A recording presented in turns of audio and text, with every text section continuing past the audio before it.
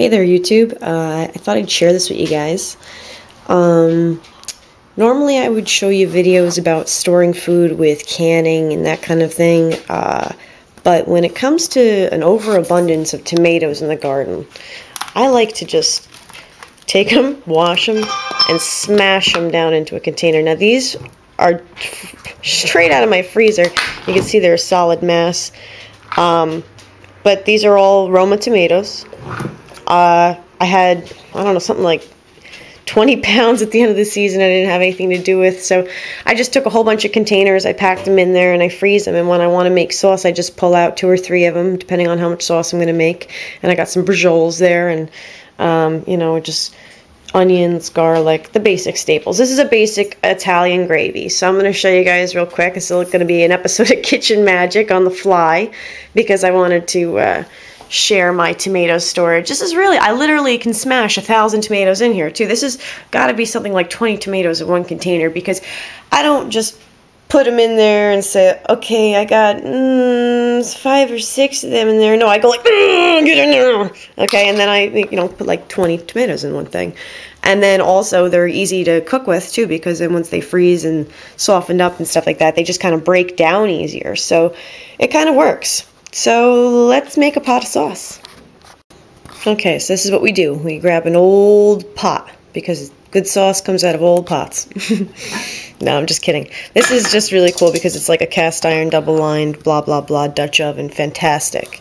And it works, and that's why you keep the old good stuff. I got the flame on. It's heating up the pot. I'm going to add a little bit of oil.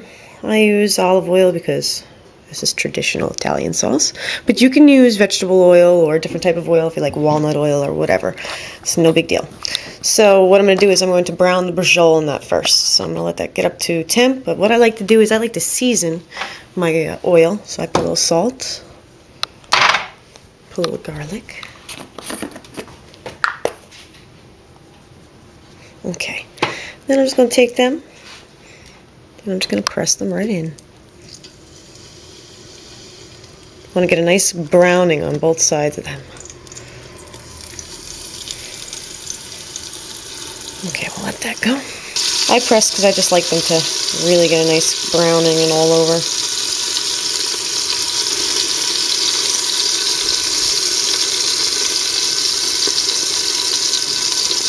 May have to fast forward this part.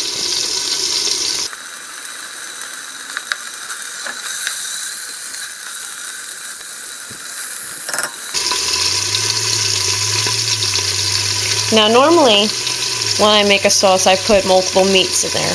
There would be brioche, meatballs, pork chop.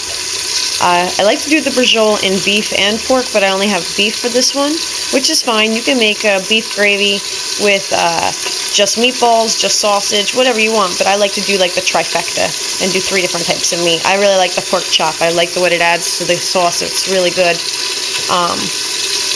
But we just had brioche. And we just had frozen tomatoes, so I was like, looks like dinner is sauce. Kitchen magic. That's the whole thing behind Kitchen Magic. The joke is whatever's in the refrigerator or freezers, what's for dinner, and we call that Kitchen Magic. So, these are looking nice. Getting nice and browned. Get a little more caramel on them, because that means that the juices are really coming out. And you want to get that out to make the gravy. That's the whole thing behind it being gravy, is the fact that it's a meat-based sauce. So that's why when you hear people say gravy, that's what it means. Because when you really eat a homemade pot of sauce too, it tastes like gravy. It doesn't taste like tomato sauce. It tastes different. It's better anyway. So that's starting to look good. So now it's starting to come up to color. I've got a plate of 1 chopped onion here. We'll just throw it in there. Bam. And I'm also going to add 4 cloves of garlic, but I'm going to need my hands for this, so let me see if I can prop you somewhere. Haha, there we go, I got it. Took me a second.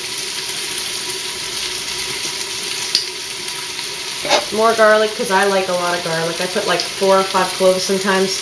Sounds like excess, but not to me or my family.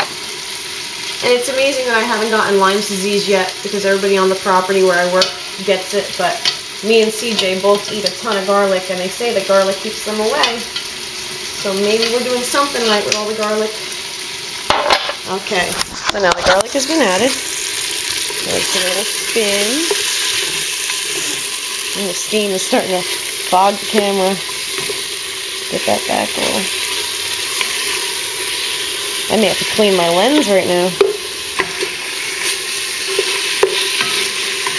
Okay, so now once that starts to wilt, you want to see your onions get that little bit of that yellowness, like that clearness. That looks good. Smells fantastic. You can either add your tomatoes or your beef stock. I'm going to add the beef stock because it's the one thing that's liquid right now. And if you had any browned meat at the bottom of this pot, it would take all the little crusties off and make a nice little gravy out of it, and it would come all off the bottom. So now we'll get that up to a boil. And then I'm going to add in all the tomatoes. And then we will just let that pretty much go on, you know, set it, forget it style. Let's add all those tomatoes in there. Another giant lumping things. Let's get that cleaned off before my grandma has a heart attack, because I'm back home at grandma's for another week or so till we move into our house. So we got to keep it up to grandma's spec. And while I'm at it, I'm going to add in my basil. You can put in whatever you like. I just like a little pinch. I'm not a big fan of oregano, so I put less. I really just put a little because it's tradition. I add the salt. Same thing. I always measure everything out in my hand because I don't like to go crazy and put it in the pot. You can always add it later. And speaking of adding things later, that was garlic powder, by the way. My buddy Mark is coming for dinner tonight because it's Tuesday and we eat dinner together every Tuesday. Me, him, and CJ. I'm going to be adding wine to this later. Mark always brings a bottle of red. So I'll crack that open when he gets here and I'll pour in a little bit. And I had one more container of tomatoes. Oh yeah, it's sitting on the camera. It was sitting on the tomato container. Okay. So now, I'll show you this. It looks like craziness right now, but I'm going to put the lid on this and put it up high and get it all up to a boil, and then I'll drop it to low. And I'll show you guys how it looks as it goes. Alright. This is kind of cool. I started stirring. You can see, ooh, I just threw a whole bunch of juice at myself. But you see this one tomato right here? This is a slicer. That ain't even just aroma. We got all kinds of things in here. I even saw a cherry tomato on the one side. So it's going to be a really nice sauce. I'm throwing it everywhere. Okay, let's let that cook a little while longer. So we're getting to a point where the tomatoes are starting to separate. We're not such a giant lump. And now I'm going to add my carrots. Some people use sugar to cut the acid in the sauce. I like carrots because it adds another element and it's very delicious. So I like just put them in like that, and as they cook and break down, I basically cook my sauce until the meat breaks down. This way I evenly distribute the meat throughout the sauce, and then when I serve it, it's like shredded meat in this sauce. It's really good. So I'll work on that, and it's going to take probably 2 hours, so I'm just going to turn this pot on low once this totally melts down, all these little lumps, and let it go for 2 hours. We'll see where we end up. Alright. Okay guys, it's been 2 hours. Sauce has had a chance to break down. Tomatoes are really looking nice. We're just going to add the wine to this now. As soon as the cork is removed. You can actually hear that, but it picks up on the camera too. Pass me a bottle.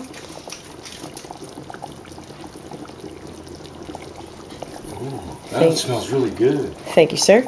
We have Fat Cat Cabernet. I'm on a big Cabernet kick these days, so when Mark comes, he brings Cab. Bam! That's all it needs. Just to change the color. You see the swirl of color? Because it's nice. Yeah. So now I'm going to let that go for 1 more hour. Alright guys, we got water on the boil. And check out the pasta sauce. Oh, this gravy's looking fantastic. So you can notice it's reduced itself by half, which is exactly what we wanted. So now it's got the actual pasta sauce consistency that everybody's used to. Everything is completely broken down. And I know there's people out there that say, oh, well, I want to remove the skins, blah, blah, blah, blah, blah. Well, you know what? The nutrition's in the skins, people, so don't remove them, okay? And yes, there's seeds in this, and I, once again, don't care about the seeds because that cleans out your colon. So rock on with the seeds. So the meat has completely broken down, and it's in nice chunks. Now when I spoon it over the food, it's going to be fantastic. It's going to be all a bunch of mix in there. But anyway, the funny part is once again, kitchen magic. I wanted a certain variety of pasta, and I didn't have it. So now I've got 3 that are all kind of a quarter box because I've got 3 of us. We got veggie... What's this one? Carrot pasta. Cavatelli? Nope. Cavataponelli. I love some of these names. They're fucking out there. It's a spiral one. Campanelli. This is my favorite. This is the tulip shaped one. This one holds the sauce the best. This is my go-to guy here. We're going to mix them all. As soon as this is done boiling, we're going to eat it. Don't salt. Don't salt. You don't want to go too heavy with that because I did salt the pasta. Alright, I need you to give me the approval.